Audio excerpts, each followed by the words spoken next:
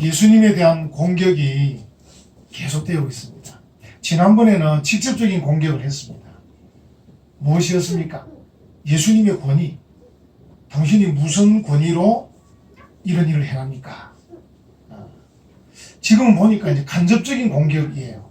그러니까 로마 정부에 세금을 내는 것이 옳습니까? 그렇지 않습니까? 예수님과 직접 관계는 없지만 좀 간접적으로 지금 공격을 하고 있습니다. 이 공격의 이 주축에 바리새인들이 서 있습니다.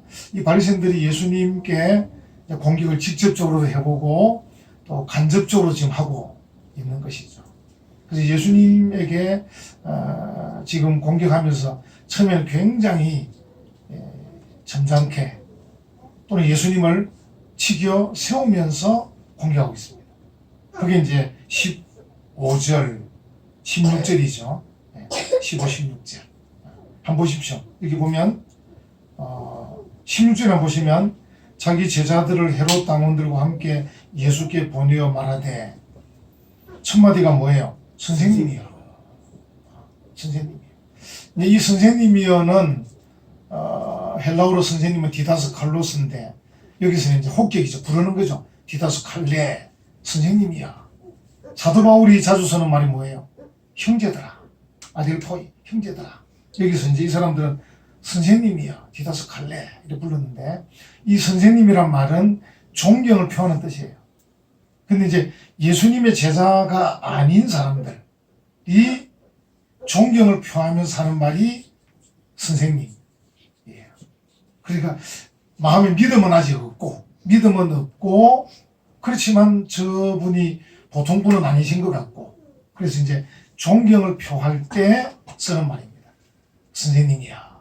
그리고 이제 그 다음 말들 보십시오. 우리가 아노니 당신은 참되시고 진리로 하나님의 도를 가르치시며 아무도 끄리는 일이 없으시니 이는 사람을 외모로 보지 아니하심이니이다. 예수님에 대한 칭찬이 굉장한 거죠, 지금. 예수님의 특징을 총망라한 것 같아요. 읽어보면 예수님은 하나님의 도를 잘 가르치신다. 그렇죠.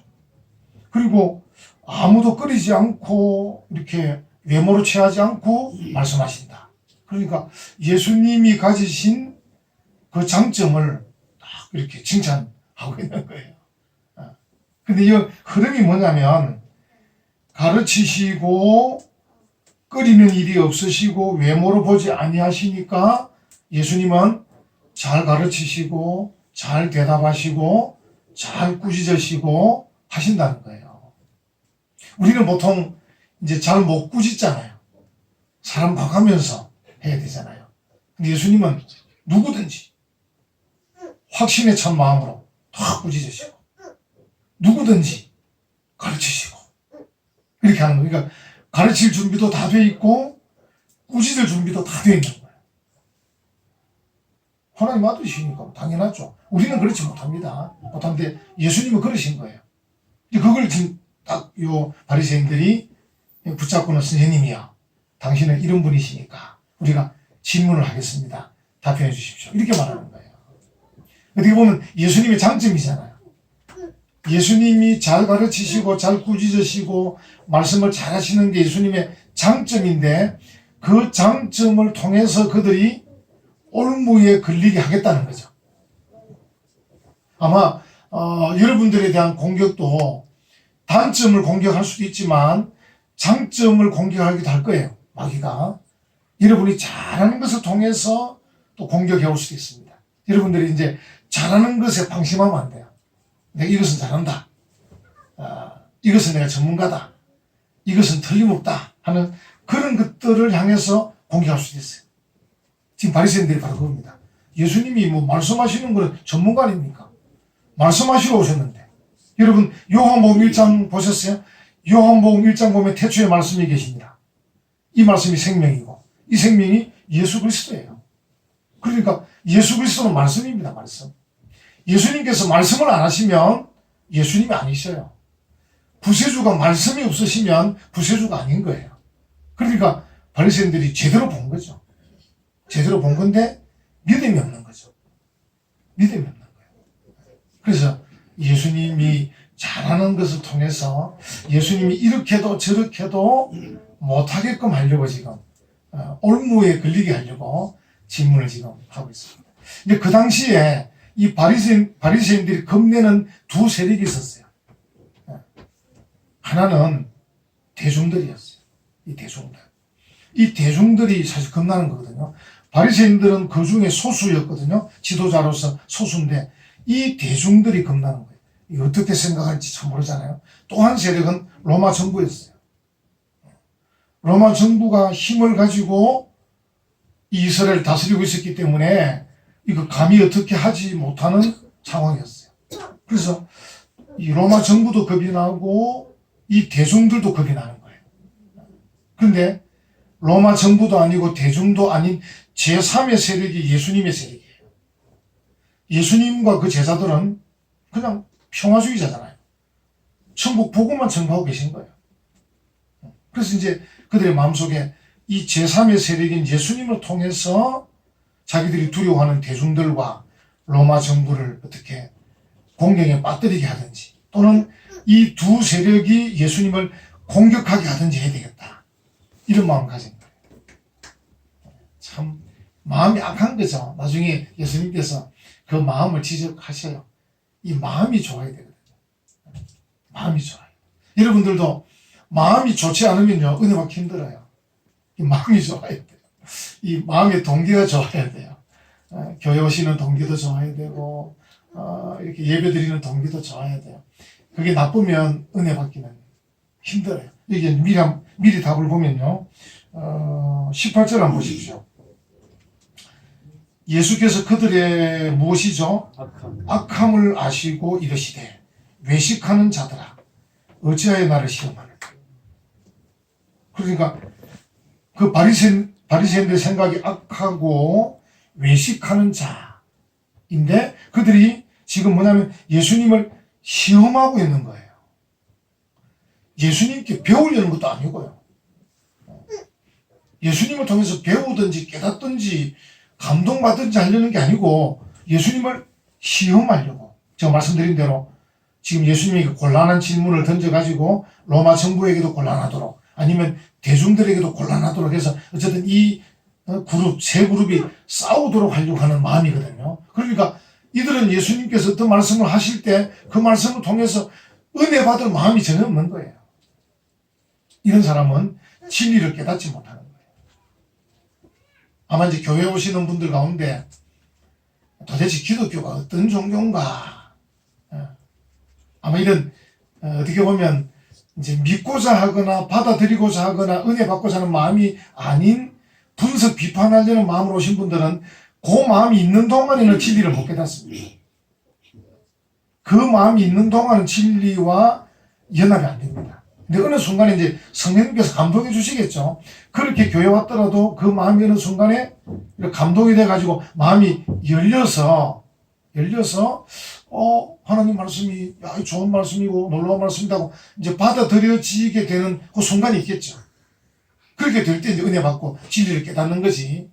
이렇게 분석 비판하려고 생각하고 듣는 사람은 진리를 만날 수가 없는 거죠. 만나지 못합니다.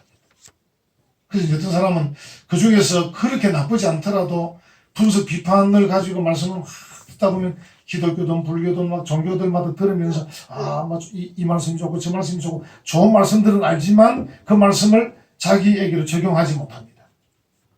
진리를 깨닫지 못하니까 은혜 받지 못하고 감동받지 못하고 믿음을 갖지도 못하고 구원의 길로 가지도 못하고 그렇게 됩니다.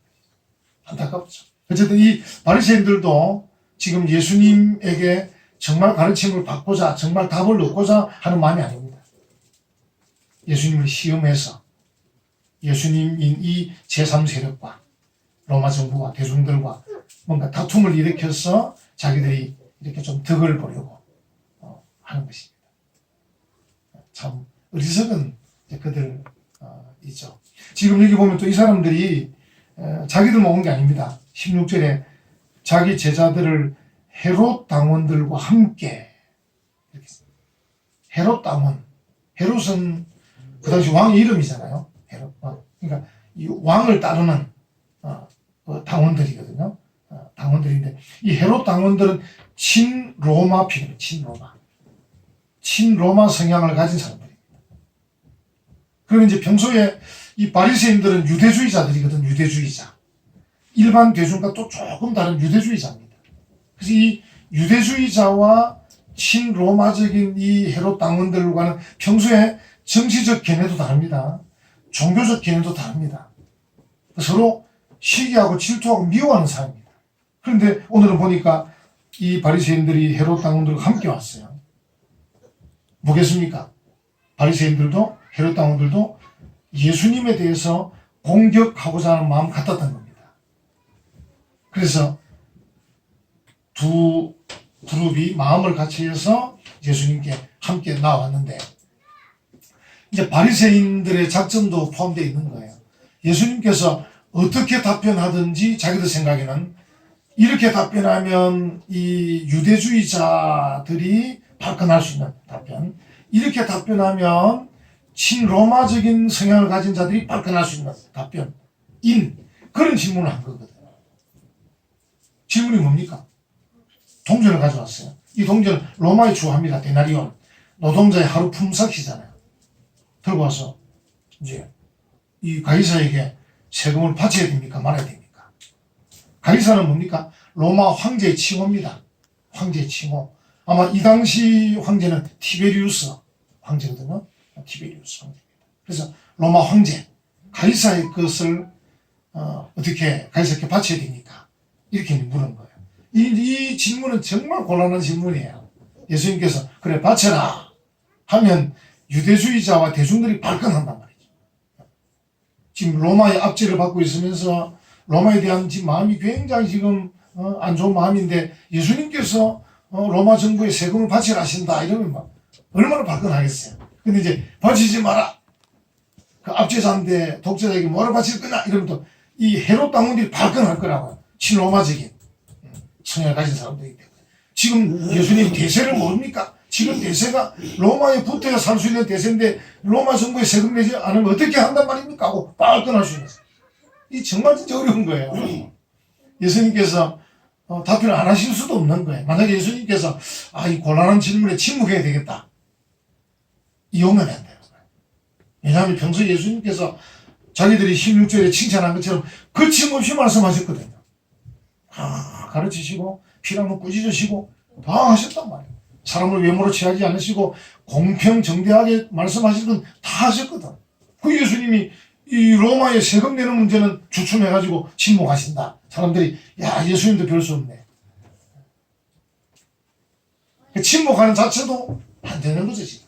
오히려 침묵하면 말씀하는 것보다 더 안 좋게 모든 사람들이 다 발끈해가지고 예수님 믿을 게 못 된다. 예수님 따를 게 못 된다. 저분에게서 뭘 배울 거냐 이렇게 할 수 있는 상황입니다. 참 정말 어려운. 그러니까 이렇다 그렇다고 답변해도 곤란하고 아니다 라고 해도 곤란하고 침묵해도 곤란하고 이런 상황입니다. 이런 상황을 지금 그들이 노리고는 예수님께 가져와서 우리가 가이사에게 세금을 바치는 것이 옳습니까? 또 옳지 않습니까? 이렇게 물은 거예요. 자기들 딴에는 굉장히 준비를 했던 것 같아요. 아까 처음에 말씀드린 대로 그들이 예수님에게 직접적으로 당신의 권위가 어디로부터 왔느냐? 하나님께서 온 것이냐? 네 스스로 만든 거냐? 이렇게 막 질문했는데 오히려 당하지 않았습니까? 그래서 이제 간접적으로 이 로마 정부 가이사에게 세금을 내는 것이 옳습니까? 그렇지 않습니까? 라는 이 질문을 그들이 아마 굉장히 심사숙고해서 만들어냈을 겁니다. 그들 생각에 이렇게 하면 예수님이 정말 곤란할 거다. 그렇다라고 대답하기도 곤란하고 그렇지 않다라고 하기도 곤란할 것이고 이렇게 생각했습니다. 정말 자기들 나름대로는 아주 교묘하고 아주 어려운 질문을 예수님께 가져오셨어요. 예수님이 이제 두 가지로 답변하세요. 두 가지로. 아까 미리 봤습니다만 하나는 18절에 예수께서 그들의 악함을 보시고 하시고 이러시되 외식하는 자들아 어찌하여 나를 시험하느냐. 이것 하나로 답변은 됩니다. 지금 너희가 뻔히 알지 않느냐? 내가 이렇게 답변해도 저렇게 답변해도 곤란한 줄 뻔히 알고, 그리고 내게서 너희가 배우려고 하는 것도 아니고 나를 공경에 빠뜨리려고 하는 것인데 이 질문 너희가 내게 했느냐? 야, 너희 악한 사람들이다. 이것으로 사실 답변은 되기는 돼요. 왜냐하면 둘러선 사람들도 그래, 예수님께서 뭐라고 답변하시겠나? 정말 곤란한 거 아니냐? 알아서 하면 되지. 그걸 예수님께 물어가지고 곤란하게 만든다. 그래서 예수님께서도 야, 너희들 악한 사람들이다. 내가 지금 이 답변을 어떻게 하든 곤란한 답변을 유도하는 이 질문을 하다니 참 나쁜 사람들이다. 왜 나를 시험하느냐? 뭐 이렇게 이제 첫 번째 답변이죠. 이것을 끝나도 되는데 예수님 두 번째 답변합니다. 19절부터 세금 낼 돈을 내게 보이라 하시니까 데나리온 하나를 가져옵니다. 데나리온 로마의 화폐인데 20절에 예수께서 말씀하시되 이 형상과 이 글이 누구의 것이냐? 그건 그 동전 안에 로마 황제 가이사가 그려져 있는 거거든요. 그래서 21절에 이르되 가이사의 것이니이다. 예수님 답변이 오늘 이제 설교 제목이잖아요. 예수님께서 이르시되 그런즉 가이사의 것은 가이사에게, 콤마 돼 있죠. 콤마. 하나님의 것은 하나님께 바치라. 여기 이제 우리 한글 성경은 콤마로 되어 있지만 헬라 성경은 카이라는 접속사가 들어있거든요. 가이사의 것은 가이사에게 카이, 그리고 하나님의 것은 하나님에게. 이 카이라는 접속사는 그리고도 되고 그러나도 됩니다. 가이사의 것은 가이사에게, 그러나 하나님의 것은 하나님에게. 이런 뜻입니다. 엄밀한 의미는. 이게 가이사의 것과 하나님의 것을 동등에 놓는 건 아니고요. 이 지금 번역의 의미가 뚜렷하게 지금 잘 안 보여요. 그 의미가 번역으로 잘 보이질 않아요. 그러니까 가이사의 것은 가이사에게, 하나님의 것은 하나님에게 뭐 이렇게 하란 말이냐. 그러나 실제 의미는 가이사의 것은 가이사에게, 그러나 하나님의 것은 하나님께 드리라. 이렇게 답변을 하시는 거예요. 정말 멋진 답변이에요. 무슨 말이냐면 너희가 지금 로마 황제 가이사의 통치를 받고 있지 않느냐. 여러분, 이게 우리가 좀 어려운 정치 문제인데요. 이게 굉장히 어려운 문제거든요. 만약에 로마 황제의 통치를 받기 싫으면 독립운동하면 됩니다. 하나님께서 그걸 막으시는 건 아닙니다.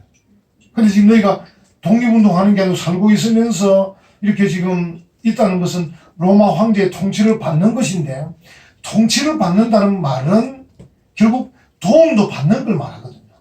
도움을 받는 것. 그러니까 세금을 낸다는 것은 정부로부터 도움을 받는 거예요. 정부가 지켜주기도 하고 필요하면 도와주기도 하고. 지금 우리나라도 보면 여러분들이 세금을 내시면 정부에서 어떻게 합니까? 필요한 사람에게는 복지 혜택을 주기도 하고, 그죠? 실업급여를 주기도 하고, 또 저소득층에게는 주택을 제공하기도 하고, 뭐 다양하게 합니다. 여러분 내신 세금 가지고. 만약에 여러분이 대한민국의 통치를 받기 싫다, 그럼 이민을 가든지 해야 되겠죠. 그럼 어떻든, 아니면 뭐 또 어떻게 해야 될까요? 지금 예수님께서 하신 말씀은 가이사의 통치를 너희가 지금 받고 있는데, 받고 있다면 세금을 내야 된다. 그리고 세금을 내면 너희가 혜택을 본다. 그래서 세금을 내고 혜택을 보고 하는 일은 너희가 하려면 하라는 거죠. 만약에 이제 독립운동을 하고 뭐 싸우려면 싸우지만 그렇지 않다면 가이사의 통치를 받고 세금을 내고 혜택을 보고 해라. 그러나 하나님의 것은 하나님께 바치라. 가이사 위에 하나님이 계십니다. 만약에 이제 이 가이사가 우리로 하여금 하나님을 믿지 못하게 한다든지, 또는 장로님 기도도 하셨습니다만 비성경적인 문제를 가지고 자꾸 우리를 이렇게 압박을 가한다면 우리는 이제 항의를 할 수밖에 없죠. 이것은 안 됩니다. 우리가 하나님을 믿는 자도로 살 수가 없습니다. 해야 되는 거죠. 그러니까 가이사의 것은 가이사에게, 그러나 여기 이제 그러나 되는 게 맞다는 거죠. 그러나 하나님의 것은 하나님에게. 이런 자세로 너희가 세금을 납부하면 된다. 이렇게 말씀을 하고 있습니다. 그러니까 우리가 지금 현재 우리에게 주어진 삶이 굉장히 중요해요. 우리가 직장을 다니고 사업을 하고 공부를 하고 그리고 세금을 내는 우리에게 주어진 현재의 삶이 굉장히 중요해요. 어떻게 보면 또 이걸 어떻게 표현할 수 있냐면요, 가이사의 것은 가이사에게 내는 것이 하나님의 것을 하나님께 내는 것과 같은 것이다. 이런 뜻도 됩니다. 예를 들어서 우리가 하나님을 믿는 사람들인데 국가에 대해서, 사회에 대해서 우리가 불성실하다든지 무책임하다든지 불법과 탈법과 편법을 쓴다든지 하는 것은 하나님 것을 하나님께 드리는 행위가 되지 아니한다 그 뜻입니다. 여러분 생각할 때 하나님께는 헌금만 드리는 것 아닌가? 아닙니다. 우리가 국가에 내는 것도 다 하나님께 드리는 것입니다. 하나님이 내게 주어진 이 인생의 삶에서, 내게 주어진 인생의 시간에서 내가 성실하다든지 진실하다든지 책임을 다한다든지 사랑하고 포용하고 품어주는 이 모든 행위가 다 하나님의 것을 하나님께 드리는 행위와 동일하다는 것입니다. 동일한 것입니다. 저는 이 교회에서 지금 목사로서 말씀을 전가하고 있지만 여러분들은 사회에서 목사로 살아가고 있는 겁니다. 여러분 아시잖아요. 베드로전서 2장 9절 10절 너희는 왕같은 제사장들이요. 여러분이 제사장들이에요. 여러분이 이 시대의 제사장입니다. 여러분이 어떤 직장에 있든 어떤 사업에 있든 어떤 학교에 있든 어디에 있든지 여러분의 그 삶 자체가 목사의 삶입니다. 그래서 여러분에게 주어진 일을 성실하게 진실되게 책임감 있게 하는 그 자체가 하나님의 일을 하는 겁니다. 그래서 서양 사람들, 기독교를 우리보다 먼저 믿은 사람들은 직업에 귀천이 없어요. 무엇을 하든 제사장이니까 직업에 귀천이 없는 거예요. 우리나라처럼 유교 영향을 받은 사람은 직업에 귀천이 있는 거예요. 그 비기독교적인 거예요. 저는 다만 풀타임 미니스트리, 저는 모든 시간을 교회 바치는 목사이지만 여러분들은 사회에서 목사 일을 하는 사람들이에요.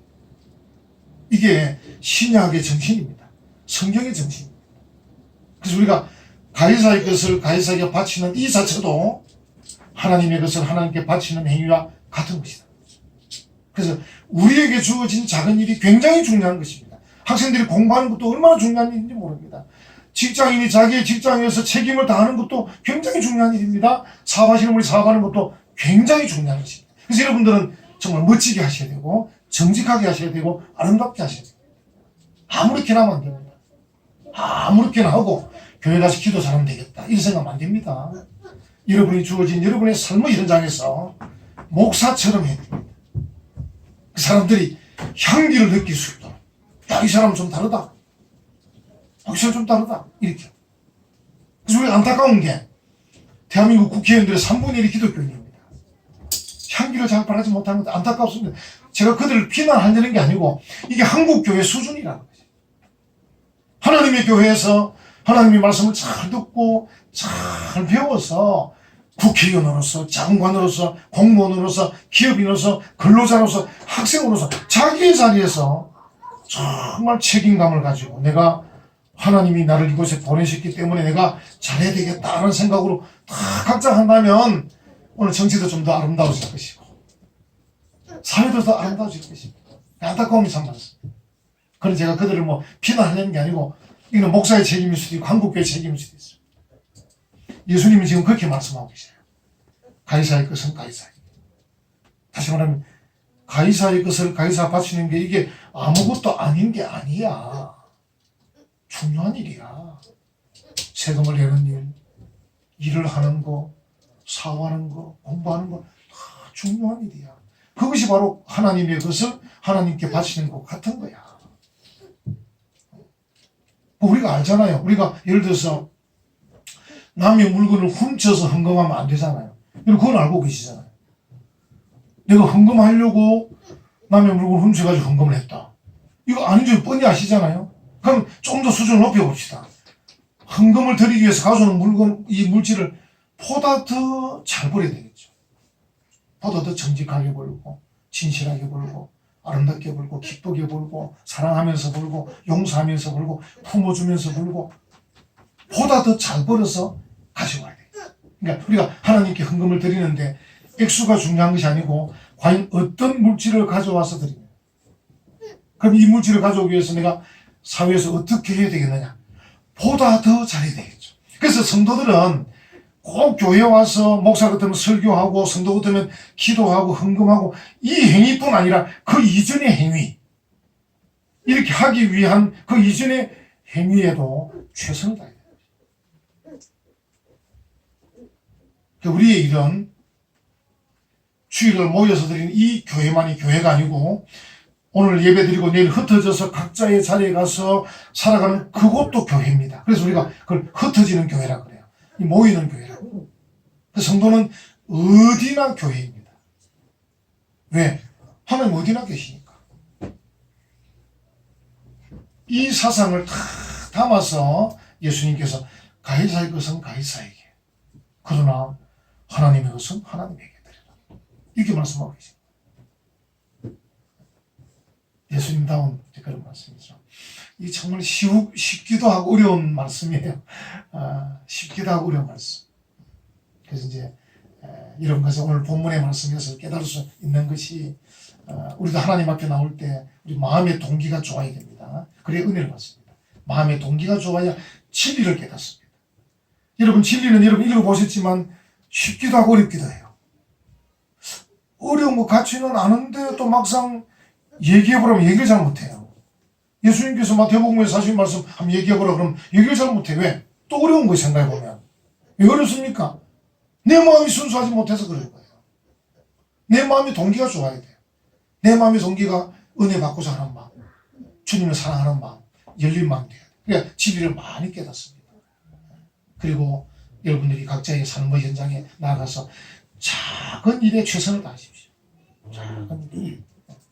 그래서 세금도 내고 헌금도 내고 이렇게 하면 하나님의 나라가 확장이 되는 것입니다. 아멘. 여러분의 그 작은 걸음, 작은 일에 최선을 다하고 세금을 납부하고 헌금을 내는 이 작은 걸음들이 여러분 정말 아름다운 동기로 하기 시작하면 사람들이 우리를 보고 값어치 있게 볼 겁니다. 야, 저분도 참 귀하다. 귀하다. 여러분이 그러면 직장에서도 여러분은 귀한 사람이 되는 것이고 교회에서도 귀한 사람이 되는 것이고 하나님 나라에서도 귀한 사람이 되는, 나중에 주님께서 뭐라 말씀하셨죠? 하늘의 별과 같이 빛나는 사람이 될 것입니다. 아멘. 우리 은혜와 평강의 모든 성도 여러분, 예수님께서 하신 말씀의 뜻을 잘 깨달아서 이번 한 주간도 믿음으로 진실되게 또 담대하게 살아가는 그런 복된 믿음의 성도들 되시기를 간절히 축원합니다. 아멘. 아멘.